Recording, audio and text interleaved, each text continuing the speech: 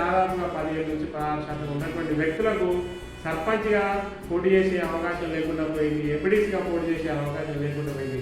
75 ఏళ్ల స్వతంత్ర భారతంలో రాజకీయ ఫలితాలు అనుభవించడంలో షెడ్యూల్ కులాలు వెనుకబడిపోయాయన్నది అంతకంపేటలో జరుగుతున్నటువంటి చారిత్రాత్మకమైన సంఘటన. ప్రజాస్వామ్యాన్ని స్ఫూర్తిగా విగాదటువంటి ఈ యొక్క అంశాన్ని ప్రజల దృష్టికి తీసుకొస్తున్నాం.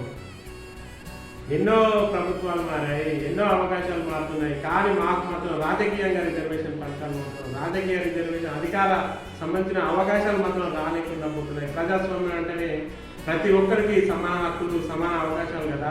మరి మా ఊళ్ళో మాత్రం ఎందుకు రావడం లేదు? ఆ సమాన అవకాశాలు ఉండే భాగం కాదా? మేము ఎన్ని రోజులు ఓటర్లుగా ఉంటాము, అధికారంలో భాగం కాకూడదా? మా ఓటు మాత్రమే మీకు కావాలి, మాకు అవకాశం మాత్రం రాకూడదా?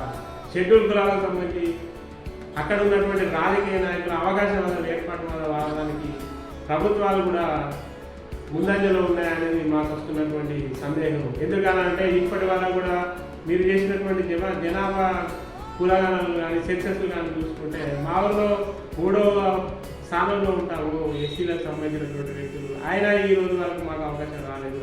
అవకాశం వస్తుందేమని అధికారులకు చుట్టూ తిరిగాము, అప్లికేషన్ ఇచ్చాము, వెయిట్ చేశాము, కానీ చివరిగా ఫలితాలు మాత్రం మాకు వ్యతిరేకంగానే వచ్చాయి.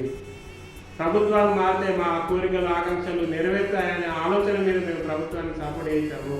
కానీ ఇప్పటి వరకు కూడా అవకాశాలు మారాయి, ప్రభుత్వాలు మారాయి, కానీ మాకు సంబంధించినటువంటి విషయంలో మాత్రం ఏ ప్రభుత్వం గట్టి నిర్ణయం తీసుకోలేదు, తీసుకోవడానికి ఆలోచన కూడా చేయలేదు. మా యొక్క విన్నపం ఏంటంటే ఇప్పటి వరకు జరిగినటువంటి ఎలక్షన్ల నోటిఫికేషన్ సంబంధించి మా గురించి సమగ్రంగా చర్చించి తగు విచారణ అధికారులతో జరిపించి మాకు సత్వర న్యాయం చేయగలరని కోరుకుంటున్నాం.